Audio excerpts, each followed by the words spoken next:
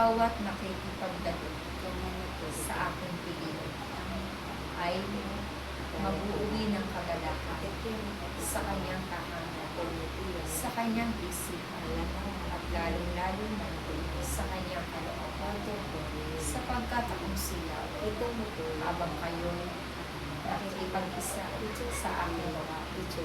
Ako'y gumagawa ng nilalang na hindi ninyo namamalaya.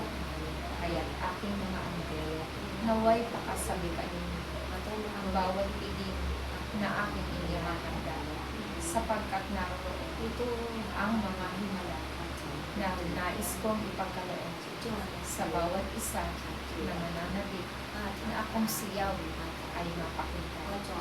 Aking mga anak, batid ko ang inyong mga isip, ang inyong laman ng inyong mga puso. Kaya alam ko kung sino ang nararapat kong pagkalooban ng mga biyaya. Ako ang Diyos na pantay-pantay ang pagtingin sa aking mga anak. Ngunit pakatandaan ninyong lahat, merong mga nauuna at nahuhuli. Kung kayo man sa inyong panahon ay naon akong pagkalooban ng mga biyayang ito, sapagkat nakita ko ang inyong pagsunod sa aking kalooban. Kaya't aking mga anak, papagyamanin ninyo ang aking mga kalooban, sapagkat ito ay magbibigay sa inyo ng mga biyaya sa araw-araw. Tataglayin ninyo ang kalakasan at anuman ang hingin ninyo sa aking pangalan. Ito ay mangyayari, sapagkat ito ay aking hingin.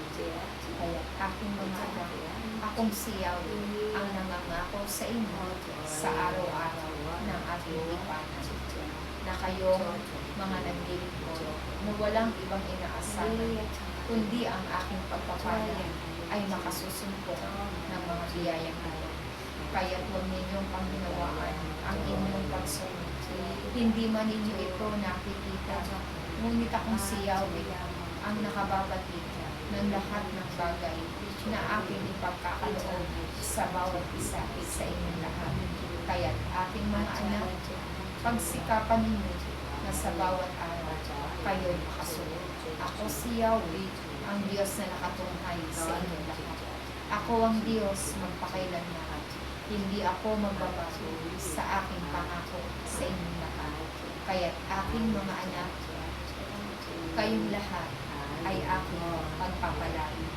Nawa kayo ay patuloy na magsisunod sa aking kalooban.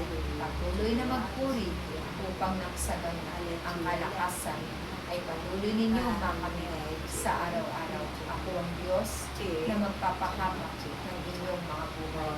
Ako ang Diyos na magbibigay sa inyo ng inyong pangangailangan sa araw-araw, sapagkat ako si Yahweh, ang Diyos magpakailanman.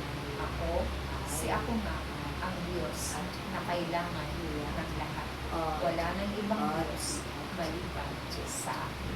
Maraming salamat.